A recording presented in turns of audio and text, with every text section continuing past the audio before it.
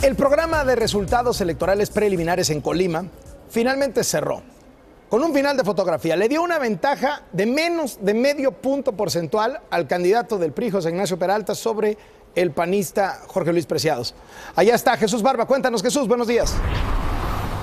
Hola Carlos, ¿qué tal? Buenos días también para usted. Así es, el programa de resultados electorales preliminares en Colima, el PREP, se detuvo de hecho en el conteo de los votos con el 93% de las casillas contabilizadas, 841 de un total de 904 que fueron instaladas. El 7% restante no se ha podido contabilizar hasta el momento, pues los funcionarios de las 63 casillas restantes guardaron en los paquetes electorales las actas, por lo que esos números no están incluidos hasta el momento en el PREP.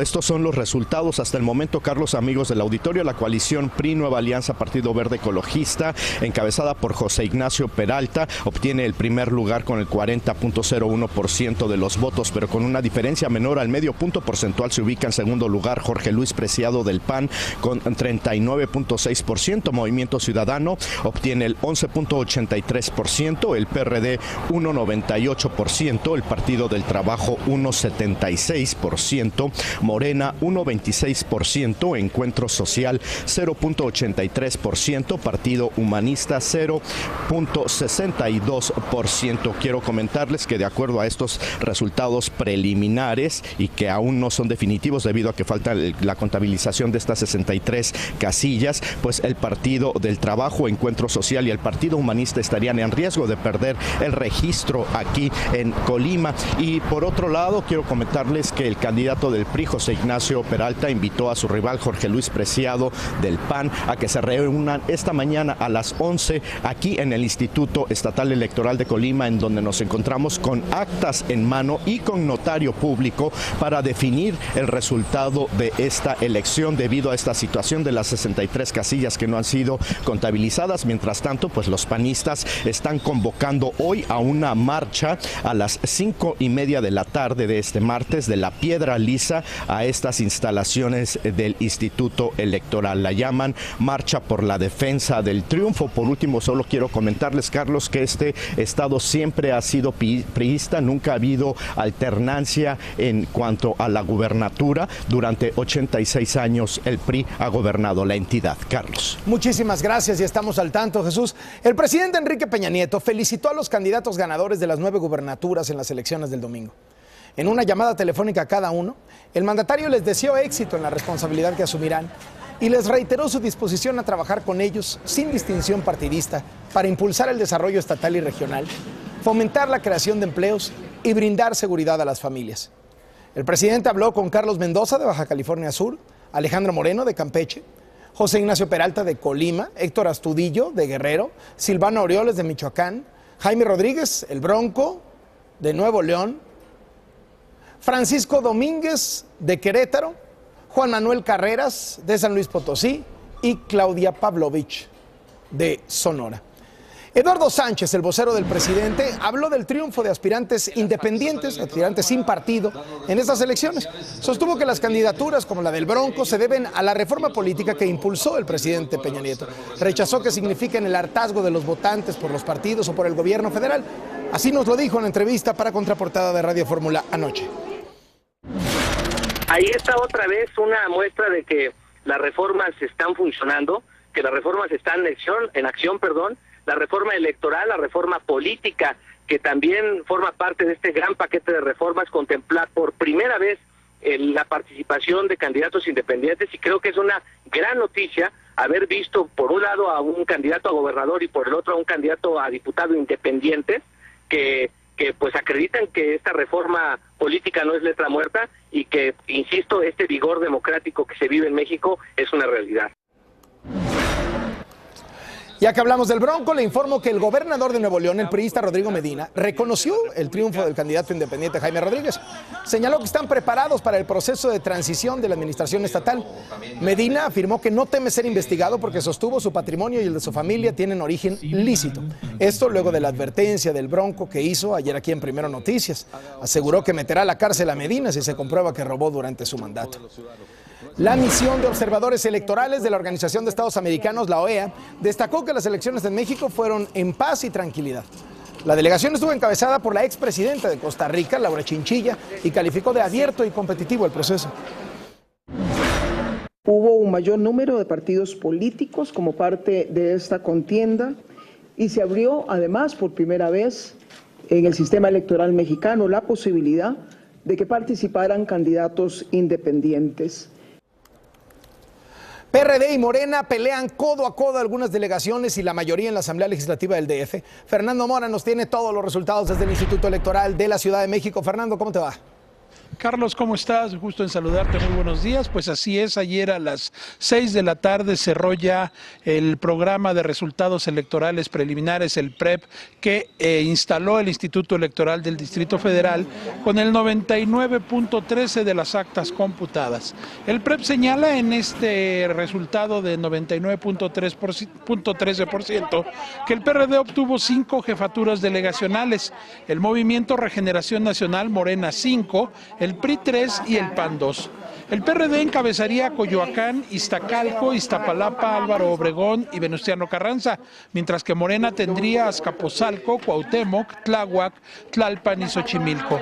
El PRI retendría Coajimalpa y además ganaría Magdalena Contreras y Milpalta, y el PAN tendría Benito Juárez y Miguel Hidalgo. La delegación Gustavo Amadero, Carlos, permanece pendiente, ya que la diferencia entre los aspirantes, entre el aspirante del PRD y de Morena es mínima, y hay ahí una revisión de paquetes electorales porque la diferencia es de 0.7%, aproximadamente cerca de 3,000 votos, y yo creo que el día de hoy se estará resolviendo esta situación, aunque el PREP le da ventaja al Partido de la Revolución Democrática. En cuanto a la Asamblea Legislativa del Distrito Federal, Carlos, el PREP señala que el PRD podría tener 16 diputados, Morena también 16, el PAN 5 y el PRI 3.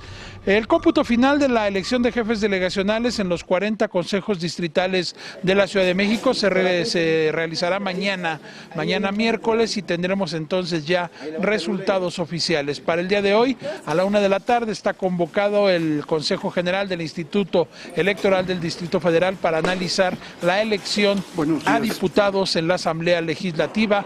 Vamos a estar muy pendientes para ver qué es lo que se resuelve en cuanto a estos resultados del domingo pasado. Muchísimas gracias. El jefe de gobierno, Miguel Ángel Mancera, negó que los resultados electorales en el DF sean una calificación negativa a su gestión y atribuyó el retroceso del PRD en el DF a la división de la izquierda. Si en este momento las izquierdas hubieran trabajado juntas, hubieran trabajado en un solo esquema de unidad para la contienda electoral, no solamente en la Ciudad de México, sino en otros lugares, pues los resultados hubiesen sido diferentes. El presidente nacional del PRD matizó la derrota de su partido en las elecciones del domingo en el DF. Carlos Navarrete sostuvo que en la Ciudad de México no hubo una debacle perredista ante Morena, sino lo que llamó una recomposición de fuerzas. Justificó que todo el PRD que todo partido político que prolonga su estancia en el poder sufre un desgaste natural.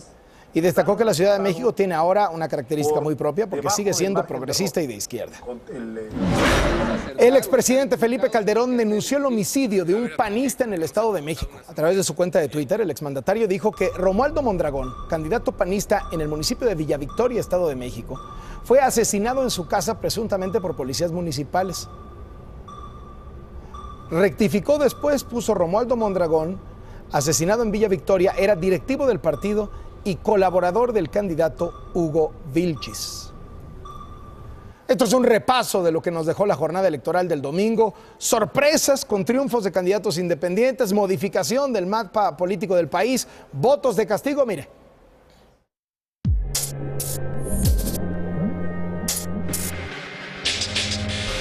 El Distrito Federal y 14 entidades realizaron elecciones locales. En 9 de ellas, además de alcaldes y congresos, se eligió gobernador. Baja California Sur permaneció en manos del PAN con el triunfo de Carlos Mendoza, con 45% de los votos. El mismo partido arrasó quedándose con los 5 municipios. Campeche continuará siendo un estado sin alternancia. El candidato del PRI Partido Verde, Rafael Alejandro Moreno Cárdenas, conocido como Alito, suma 41% de preferencia. La capital Campeche también fue para la misma alianza con 38%. El PRI le arrebató Guerrero al PRD. Héctor Astudillo Flores, también representante del Partido Verde, obtuvo el 41% de los sufragios. Las ciudades de Chilpancingo, Acapulco e Iguala apuntan a pertenecer al Revolucionario Institucional. En Michoacán, la gubernatura será para Silvano Aureoles, candidato del PRD, PT y Nueva Alianza, con el 36%. La capital, Morelia, fue ganada por el candidato independiente y expanista Alfonso Martínez, con 27%. Hipólito Mora, el ex líder de las autodefensas, perdió como candidato a diputado federal por Movimiento Ciudadano en el Distrito 12. Sin embargo, aún hay posibilidad de que alcance un puesto en San Lázaro por la vía plurinominal. La nota la dio Nuevo León. Jaime Rodríguez, alias El Bronco, se convertirá en el primer gobernador independiente en la historia del país. Obtuvo el 48% de las preferencias. Monterrey será dirigido por el PRI y aliados, y San Pedro y San Nicolás por el PAN. Querétaro se convirtió en el primer estado recuperado por el PAN después de haberlo perdido. Francisco Domínguez Servién será el gobernador tras obtener un respaldo del 46%. La capital también pertenecerá a Acción Nacional. En San Luis Potosí, Juan Manuel Carreras López, del PRI, Partido Verde y Nueva Alianza, alcanzó la gubernatura con 35%. San Luis Potosí capital estará encabezada por el PRD con Ricardo Gallardo Juárez, padre de Ricardo Gallardo Cardona, alcalde con licencia de Soledad de Graciano Sánchez, quien hoy está en prisión acusado de lavado de dinero y delincuencia organizada. Sonora fue el único estado que eligió gobernadora con 47%. Se trata de Claudia Pavlovich, candidata del PRI, Partido Verde y Nueva Alianza. El mismo grupo encabezará Hermosillo. En los estados que celebraron elecciones de ayuntamientos y Congreso aparece Jalisco. Destaca el triunfo de Pedro Kumamoto, candidato independiente de 25 años de edad, como diputado local por el Distrito 10 de Zapopan, con 37% de los votos. Para su campaña recibió solo 18,500 pesos de parte del Instituto Nacional Electoral. También triunfó en la alcaldía de Guadalajara Enrique Alfaro, candidato de Movimiento Ciudadano. Obtuvo el 50%. En 2012 compitió con el mismo partido a la gubernatura del estado. Obtuvo un 34%, pero perdió ante el 38% del priista Aristóteles Sandoval. Alfaro se convirtió en el primer alcalde en someterse por decisión propia a un ejercicio de revocación de mandato cuando estaba al frente de Tlajomulco de Zúñiga en 2011.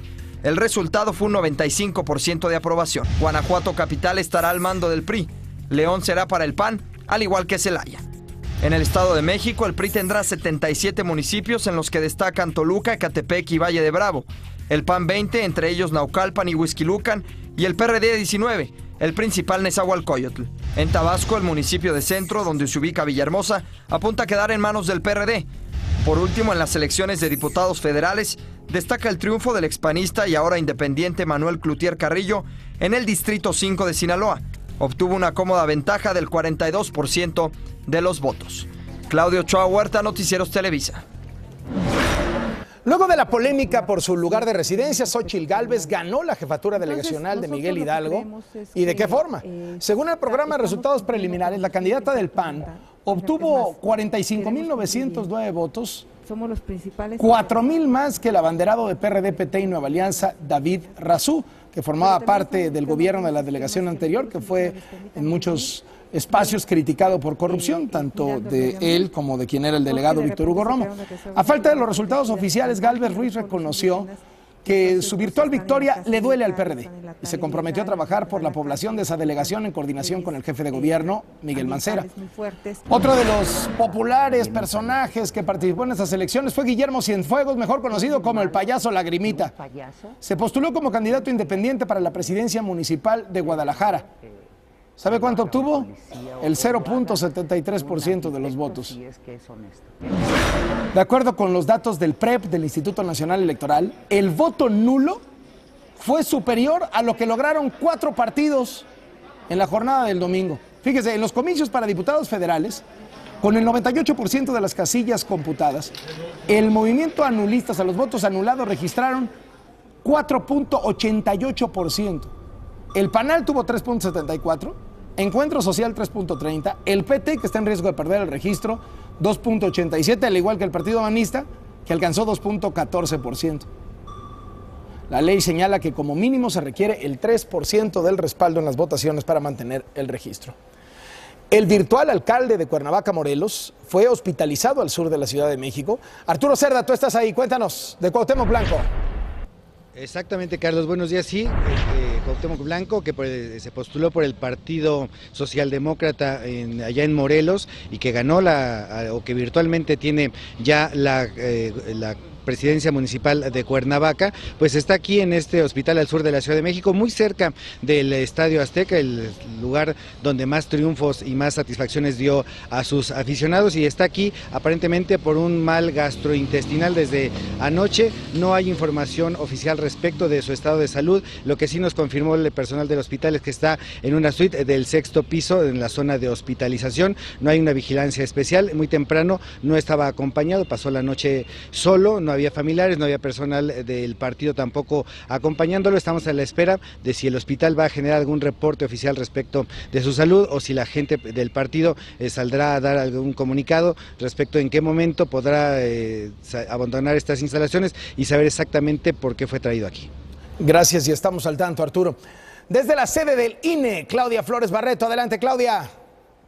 ¿Qué tal, Carlos? Muy buenos días. Pues ayer cerró el programa de resultados preliminares a las 8 de la noche y se computaron más de 135,000 actas, Carlos, y evidentemente, bueno, pues el Partido Revolucionario Institucional alcanzó una mayoría de votos. Obtuvo, de acuerdo con el PREP, el 29% a su favor. Se le atribuyen 25 triunfos y otros 158 en su coalición con el Partido Verde, que registra un 7% de la votación. El PAN obtuvo 20.8% de los votos, 56 distritos ganados de acuerdo con el PREP, el PRD 10.8, 5 distritos con ventaja, Carlos, y 29 más en coalición con el Partido del Trabajo, que obtiene él solo el 2.8% de la votación. Movimiento Ciudadano 5.9%, 11 distritos a su favor, Nueva Alianza 3.7%, un distrito con ventaja, Morena 8.3%, con 14 distritos ganados de acuerdo con el PREP, Partido Humanista 2.1%, sin ningún diputado. Encuentro Social es el mismo caso, con 3.3% de la votación. Como decía, los votos nulos llegaron casi el 5%, y bueno, son muchos más de los que pudieron obtener los 4 partidos más pequeños y los de reciente creación. Y Carlos, bueno, pues el día de hoy al mediodía se espera que los consejeros electorales salgan a dar una conferencia de prensa en la que den detalles de lo que serán los cómputos distritales con los resultados oficiales de esta jornada comicial. Comenzarán mañana a las 8 de la mañana en los 300 consejos distritales de todo el país, y bueno, pues se espera que los consejeros precisen, por ejemplo, el número de paquetes electorales que, de acuerdo con los supuestos de la ley, podrían abrirse para recontar los votos. Cabe recordar que la ley electoral indica que deben de abrirse los paquetes y contarse nuevamente los votos, por ejemplo, cuando las actas de escrutinio y cómputo que tienen los representantes de los partidos políticos pues no coinciden con los que traen los paquetes electorales, o cuando estos paquetes muestran alguna muestra de alteración, valga la redundancia, y también cuando la diferencia entre el primero y segundo lugar es menor al 1%. Estaremos informando y pendientes de todos los detalles que den a conocer los consejeros, Carlos. Muy bien, muchísimas gracias, y estamos al tanto. El Piojo Herrera, Oribe Peralta y Marco Fabián están en la mira de la Federación Mexicana de Fútbol. La comisión disciplinaria abrió una investigación contra el técnico de la Selección Nacional y los jugadores de América y Chivas por los tuits que publicaron el domingo a favor del Partido Verde en plena jornada electoral. El organismo busca determinar si el Piojo, Peralta y Fabián incurrieron en alguna falta contra el Código de Ética o el Estatuto y los reglamentos de la Federación. Dicen que la resolución la darán a conocer en los próximos días. Vamos contigo, Iván Saldaña, ¿qué nos tienes? ¿Qué tal, Carlos? Te saludo con gusto nuevamente. Y bueno, a partir de hoy 8 de junio, ya los módulos del Instituto Nacional Electoral en todo el país operan de manera normal nuevamente. Así que el trámite de reposición, cambio de domicilio o de tramitación de la credencial para votar, la credencial de elector con fotografía por primera vez, ya se puede hacer en todos ellos. Estamos en un módulo ubicado aquí en la calzada de Tlalpan, en la... Bueno, se fue ahí la señal con nuestro compañero Iván Saldaña, pero está la información dada. Mucha gente se pregunta, oiga, ¿mantendrán el presidente y sus aliados la mayoría en la Cámara de Diputados ya con todas las actas que están computadas hasta ahora? Todo apunta que sí. Este es el cálculo de Consulta Mitofsky.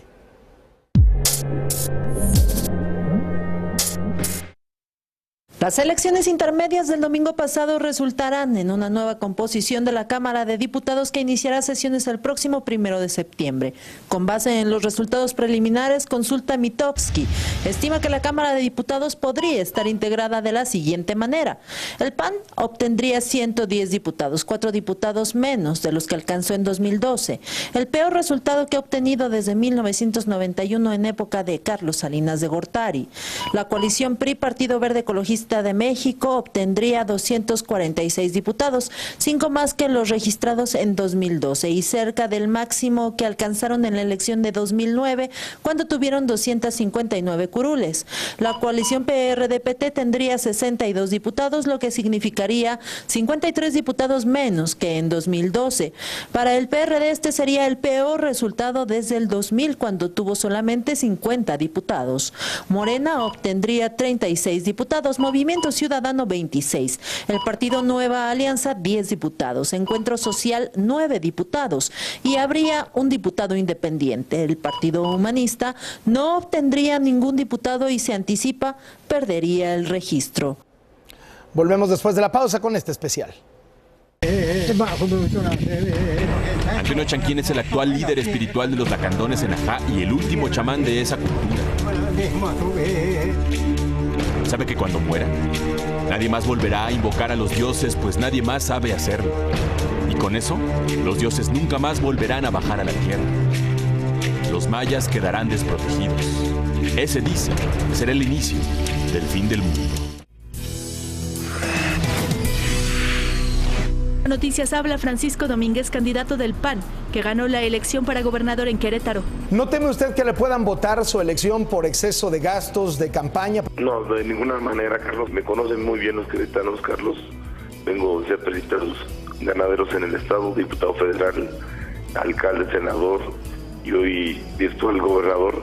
Créeme que no hubiera tenido una votación tan alta y con un margen tan contundente si esto fuera verdad. Las elecciones intermedias no afectaron el comportamiento de los mercados bursátiles. La Bolsa Mexicana de Valores cerró con una pérdida marginal de 0.04%, en línea con los indicadores de Estados Unidos. De acuerdo con datos del programa de resultados preliminares, el voto nulo llegó al 4.88%. Este porcentaje es superior al 3.74% de Nueva Alianza y al 3.30% de Encuentro Social. 2 reos acusados de homicidio se fugan de una cárcel de alta seguridad de Nueva York. Perforaron la pared de su celda y escaparon por el sistema de ductos. Autoridades estadounidenses dicen que los convictos podrían dirigirse a nuestro país. Ofrecen una recompensa de $100,000 por información que lleve a su captura.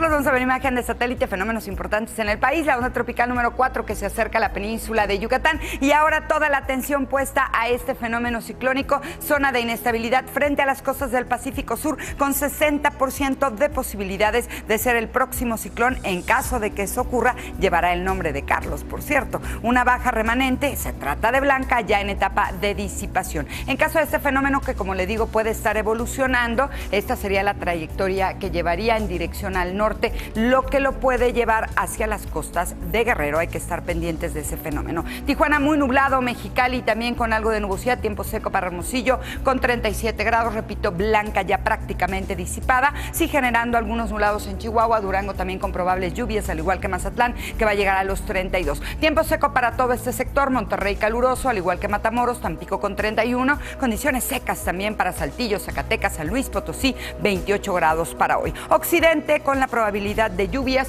para Guadalajara, Puerto Vallarta, Manzanillo, Colima también puede tener nublados con precipitaciones, tiempo seco y temperaturas que se han estado elevando para ustedes que viven en León, 29, Querétaro 27, Pachuca 24 y Tlaxcala con 22. Ayer el Distrito Federal llegó a los 26 grados, hoy vamos a tener una historia muy parecida, 26 grados con solo 20% de posibilidad de lluvia, condiciones secas también para Toluca, Cuernavaca con 31, en Puebla sí tienen mayor probabilidad de precipitaciones y Chilpancingo con con 29. Esa onda tropical que, como les digo, se aproxima a la península de Yucatán, sí puede dejar lluvias en Cancún, en Cozumel y en Chetumal. Caluroso, pero también con lluvia. Mérida, Campeche 32, Villahermosa con tormentas eléctricas, tiempo seco para el puerto de Veracruz y para Oaxaca. La Ciudad de México, esto es lo que nos espera los próximos 3 días. Mañana una ligera baja de temperatura, pues hoy vamos a tener 26, mañana 24, pero de nuevo el jueves con cielo muy soleado. Vienen días mucho más secos para el Distrito Federal. Para la ciudad de Guadalajara llueve hoy, mañana ya con tiempo seco,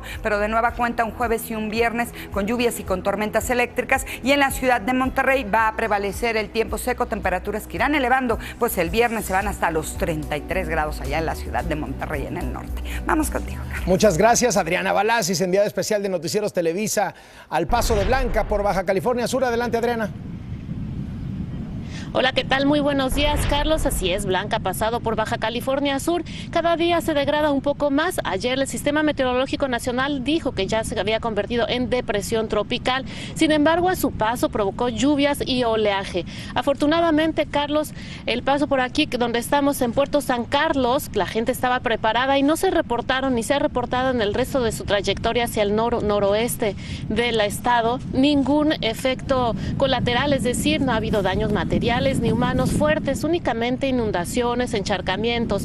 Y esto porque la gente se previó de situaciones como almacenar toda la comida y bebidas que necesitaran, así como bloquear puertas y ventanas. Y además se ha contado con elementos del ejército, los soldados con el plan DN3, que han estado reforzando, por ejemplo, los muros de contención para evitar que el oleaje elevado pudiese inundar las poblaciones. Asimismo, no dejamos de ver elementos de la Comisión Federal de Electricidad que también estaban listos para proveer pues cualquier circunstancia eléctrica que pudiese afectar aquí en la zona. Así es que Blanca por lo menos no se portó muy mal en esta ocasión. Los ciudadanos estuvieron prevenidos para evitar cualquier efecto y daño como en ocasiones anteriores, Carlos. Muy bien, muchas gracias. Adrián Aldo Mesa, ¿cómo te va? Bien, Carlos, gracias, un gusto saludarte. La pérdida del patrimonio cultural en México y en cualquier parte del mundo representa una tragedia histórica. Si se pierde una tradición, si se pierde una manifestación cultural, no solamente se pierde parte de la cultura, de la historia de esa comunidad en donde sucede, sino también la identidad de todo un país. Estuvimos en Ajá,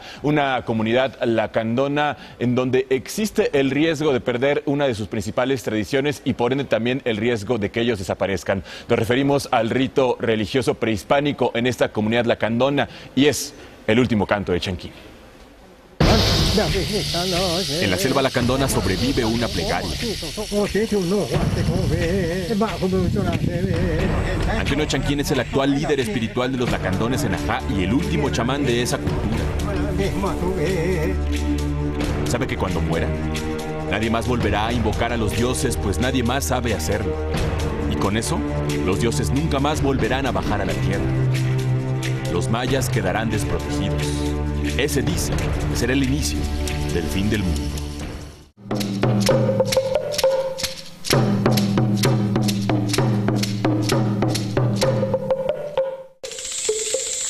Los sonidos de la selva lacandona dominan cada uno de sus rincones.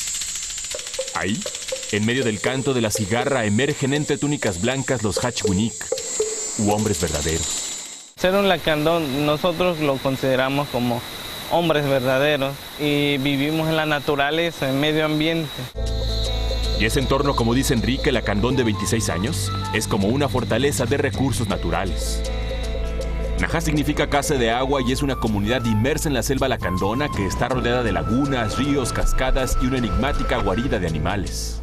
Puedes observar lagarto, cocodrilo, puedes mirar aves, pájaros, tucanes. Entonces por eso dice que después, cuando fue, dice todo lo que ves en el cielo, lo que ves todo ese como tipo estrella, son puro raíz de la selva.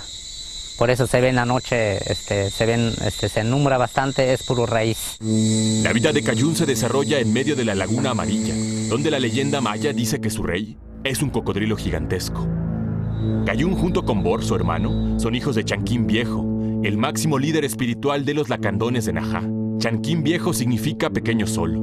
Murió de 122 años y fue el encargado de preservar mitologías mayas únicas, interpretación de sueños, rituales y principios de medicina y agricultura. Chanquín Viejo fue mi papá, era el más líder de primero cuando fundió aquí en Najá. Mi papá nos enseñó a cuidar la selva, a cuidar todas las lagunas, cuidar los animales, no matarlo, porque si espantan todos, pues ya no va a haber, después no va a haber, si lo cortamos la montaña, pues también ellos ya no va a haber oxígenos, no va a haber, va a haber mucho calor. Sin embargo, ahí en medio de la majestuosidad de la selva lacandona, existe un riesgo. El legado de Chanquín Viejo y de toda la cultura lacandona de Najá está en peligro según sus propios habitantes. Antonio es el único que conoce las enseñanzas de Chanquín Viejo. A él, el máximo líder lacandón de Najá le transmitió sus conocimientos basados en el respeto a Hachakium, dios de dioses, Akiantó, dios de los extranjeros, y Kanankash, dios de los bosques. Fue lo que enseñó a mi papá Chanquín Viejo, porque él sabía que él, único yerno de Chanquín Viejo que va a ser, le gusta hacer la ceremonia. Los demás parece que no. Ese es lo único lo que sabe ahorita, no hay más. En la comunidad lacandona de Najá prácticamente se han perdido los ritos religiosos de la cultura maya. Ya no hay otro chamán más que Antonio, y nadie más sabe bajar a los dioses a la tierra como en su momento lo hacía Chanquín Viejo. Y si nadie les reza, las deidades no bajan y con eso se incrementan las enfermedades, la sequía y la pérdida de la selva. Él solo único es lo que queda, el Antonio. Ya no hay más personas. Y dijo mi papá, antes que yo me muero, parece que van a quedar mi yerno Antonio. Ese es lo que va a estar siguiendo, haciendo la ceremonia como si fuera a mí. El resto de Antonio que solo él conoce ni los propios hijos de Chanquín comienza con una invocación al cielo a través del sonido del caracol. La zona sagrada o pequeño templo es una palapa de 10 por 10 metros escogida estratégicamente por el flujo de energías y decisión de los dioses. Así, desde el inframundo maya Hachakium, Akiantó y Kanankash se manifiestan en la tierra. Agua para lluvia, a ver si viene mi maíz, porque van a morir mi semilla. ¿Qué tal que no? Mira, la semilla quiere lluvia. Si no hay lluvia, se muere todo ya. Antonio dice que tiene 100 años y que su muerte está cerca, pero también los rezos. Y si no hay rezos, no hay dioses. Y si no hay dioses, no hay lluvia, ni cosecha, ni nada. La selva lacandona resiste a la deforestación, porque ahí, en el desierto de la soledad, como también se le conoce a la selva, poco a poco se extingue un canto, una plegaria que representa toda una cultura. Y sin ella, los dioses no podrán interceder por nadie. Comenzaría entonces, como la leyenda lo dice, el inicio del fin del mundo. Es el último canto de Chanquín. Así las cosas, Carlos, esa pérdida de la tradición en la selva lacandona, para la cual también los mayas lacandones comienzan a organizarse no solamente para revertir esta situación, sino para revertir otra preocupación grande en esta zona, que es la deforestación de la selva lacandona, para lo cual, bueno, pues han convertido sus tierras ya en paraísos indígenas, y eso lo vamos a presentar el día de mañana, Carlos. Muchas gracias. Luego, Aldo Mesa, aquí en Primero Noticias, Primero al Mundo. Diana Bucetich. Gracias, Carlos. Ya le contábamos sobre la reunión del grupo de las naciones más poderosas del mundo en Alemania. El G7 apoya la reducción de gases de efecto invernadero de un 40 a un 70%. La imagen que destaca del encuentro es donde aparece la canciller alemana Angela Merkel y el presidente de Estados Unidos, Barack Obama. En información de último momento, autoridades ucranianas reportaron la muerte de varios bomberos cuando combatían este incendio que se desató en un depósito de gasolina ubicado en las inmediaciones de la capital Kiev. Se desconoce la cifra definitiva, pero se teme que por lo menos 3 han fallecido. El fuego, que lleva más de 12 horas sin ser controlado, se originó por una explosión cuya causa ya se investiga. Aquí le informamos del caso del niño de 8 años de edad que viajaba dentro de una maleta para intentar cruzar la frontera de Marruecos con España, pero fue descubierto por la Guardia Civil de Ceuta. Por esta acción, el padre fue detenido y el menor trasladado a un centro infantil. A más de un mes de lo ocurrido, el pequeño por fin se reencontró con su madre. Además, la mujer pagó los 5.000 euros de la fianza para que su marido quedara en libertad provisional. Resumen antes de ir. Horas después de que un juez federal lo ordenó, el secretario de Educación, Emilio Chaifet, anuncia que seguirá adelante la evaluación a los maestros. Dice que la suspensión anunciada el 29 de mayo fue por 2 razones. Por no contar con los lugares para practicar el proceso de evaluación y por no contar todavía totalmente con las computadoras y la conectividad necesarias. Y otra de carácter político que nos exigía mantener una extrema prudencia. La CENTE considera que realizar el examen es una provocación y advierte que ya analiza acciones a seguir. El Instituto Nacional para la Evaluación de la Educación celebra el anuncio y considera que fortalece la calidad de la enseñanza. Con base en los resultados preliminares de la elección, Consulta Mitofsky proyecta que el presidente Peña y sus aliados mantendrán la mayoría absoluta en la Cámara de Diputados. PRI, Partido Verde y PANAL tendrían 256 legisladores. El PAN tendría su peor resultado en 25 años y el PRD se quedaría con la mitad de los legisladores que tiene actualmente. El programa de resultados preliminares en Colima cierra con el 93% de las actas computadas. José Ignacio Peralta, candidato de la coalición PRI Verde y Nueva Alianza, aparece con una ventaja de apenas 0.35% sobre el aspirante del PAN, Jorge Luis Preciado. Hospitalizan a Cuauhtémoc Blanco, ganador de la elección para la alcaldía de Cuernavaca, Morelos. El Partido Socialdemócrata que lo postuló explica que el exfutbolista sufría dolores gastrointestinales. La selección mexicana ya llegó a Chile para participar en la Copa América que inicia el jueves. El Tri enfrentará a Bolivia el viernes. A nombre de todos los que hacemos Primero Noticias, muchas gracias. Diana, señora Arbizu, Raquel, Mauricio, Dalis, Toño, soy Carlos Loret de Mola. Muy buenos días, quédese por favor con Hoy.